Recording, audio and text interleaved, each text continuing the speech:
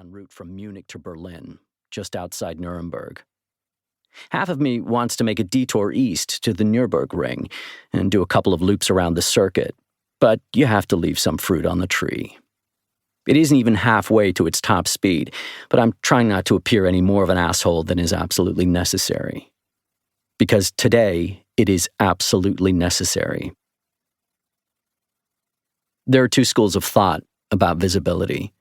You can either be visible or invisible. There's no in between. Invisible means you're the harried middle-aged woman juggling her handbag and the Starbucks cup as she fumbles for her ID on the way through the security checkpoint. You're the janitor with poor English and thinning hair, sluicing the floor with a mop around the tables, where a brace of Harvard legacies are discussing whether it's better to rent a float plane or a yacht to get to the island and can't even be bothered to move their feet. You're the gray man on the subway with greasy hair and patches on his elbows, who looks like an out-of-work antique dealer down on his luck, toting a plastic shopping bag full of old books back to a safe house, where you will steam open the flap of one of them to reveal new identity documents. You have no digital footprint. You do not use credit cards. You use burner cell phones, which you change every week or more often, or preferably not at all. Wherever possible, you communicate using physical means, from dead drops to the postal service. You remain analog in a world of ones and zeros. Security by obscurity. The problem with that? It doesn't work. Not anymore. Biometrics will fuck you up. And not just automated facial recognition, which is everywhere. You could put a paper bag over your head and the AI will pick you out by your gait, by the way you favor one leg over the other, by the way you overpronate, by your flat feet, by the cock of your hips or the way you wiggle your ass.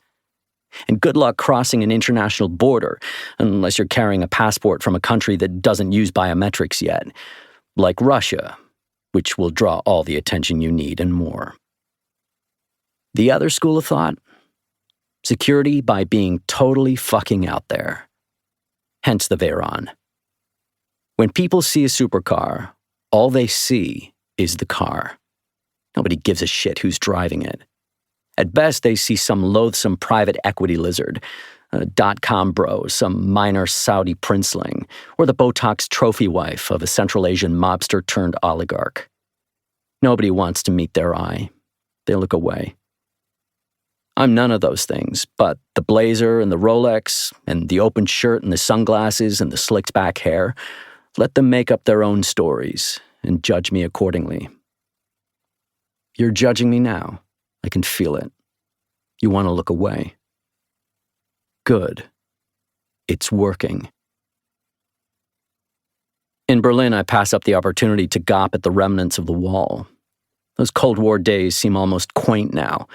Desperate people floating over the wall in balloons or splashing knee-deep in shit through sewers, or lying bleeding to death in the kill zone between the inner wall and the outer one, victims of the snipers in the East German sentry towers, harried Stasi officers hurrying out in unmarked cars to snaffle up the bodies before the bad news could leak out.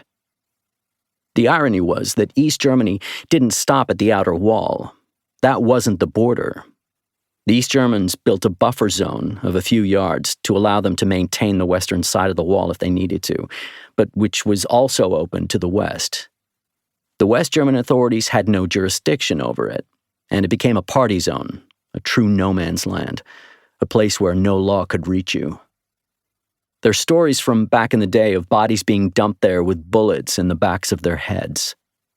The CIA would dump their victims in the French zone, the French in the British zone, and the Brits in the American zone, which tells you more about the state of Western diplomatic relations between nuclear powers at the height of the Cold War than a 4-year political science degree.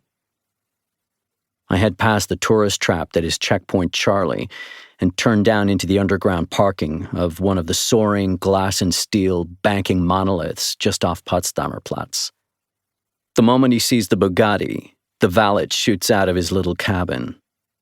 He barely even clocks me, so intent is he on the car. He's 60 if he's a day, and from his expression, he just got the first natural hard-on he's had in a decade, as he slid into the gloriously